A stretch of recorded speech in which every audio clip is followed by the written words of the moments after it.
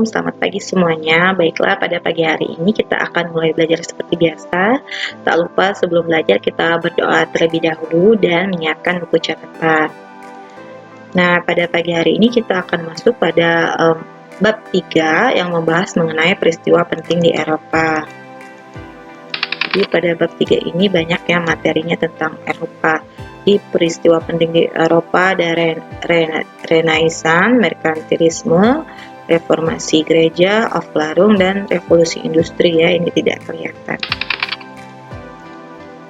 Nah, kita akan membahas mengenai Renaissance. Jadi, suatu periode dalam sejarah Eropa yang dimulai pada abad ke-14 dan mencapai puncak kejayaannya pada abad ke-15 dan 16.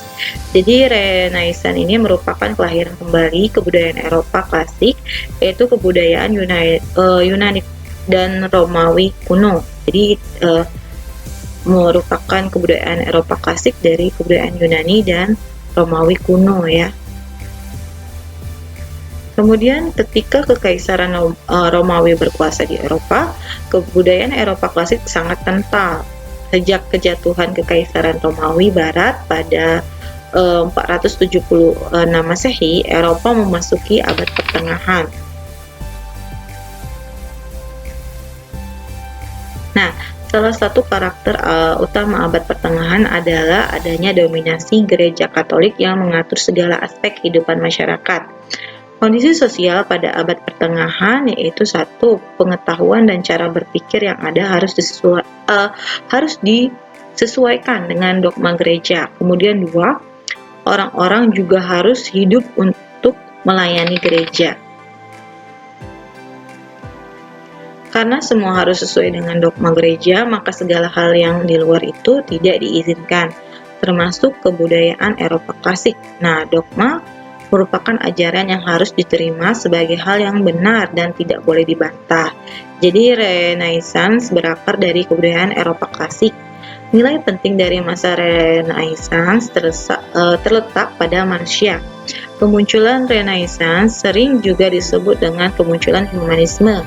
Kaum pedagang sangat berpengaruh terhadap kemunculan Renaissance di Eropa, tepatnya di Florence, Italia. Pengaruh Renaissance di bidang ekonomi adalah munculnya merkantilisme yang akan kita bahas nanti. Selanjutnya, karakteristik dari Renaissance yaitu satu, menempatkan manusia sebagai pusat kehidupan atau yang disebut dengan anthropocentris.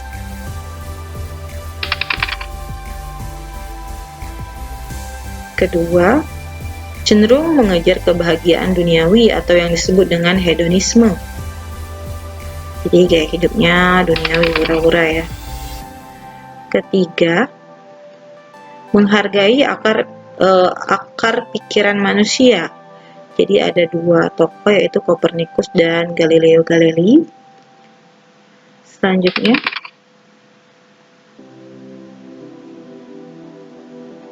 seni-seni pada masa Renaissance juga lebih menempatkan manusia sebagai objek seni secara bebas.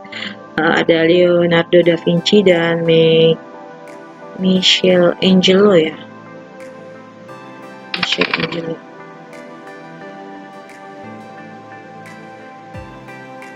Kemudian ada faktor-faktor penyebab Renaissance.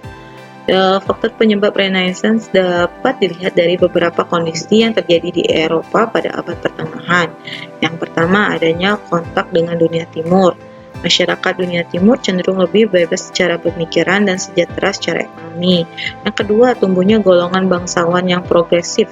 Golongan ini kemudian membiayai proyek-proyek seni dan membangun sekolah-sekolah yang mengembangkan kajian kebudayaan Eropa klasik. Ketiga, munculnya golongan yang mempertanyakan dogma gereja.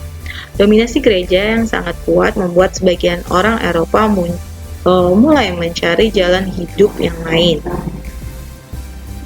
Keempat, jatuhnya Konstantinopel pada tahun 1453.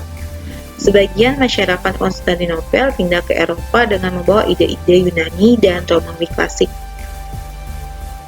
Bisa dilihat. pengaruh Renaissance dalam bidang sosial.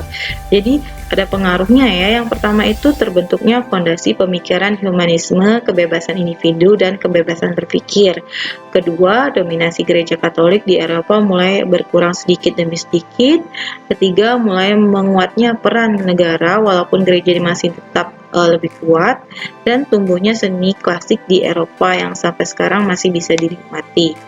Seperti contohnya lukisan Mona Lisa dari Leonardo da Vinci pada tahun 1503. Baiklah, itulah materi yang telah saya sampaikan. Terima kasih buat perhatiannya. Jangan lupa untuk subscribe, like, comment, and share. Jika ada pertanyaan, silakan tulis di kolom komentar. Assalamualaikum.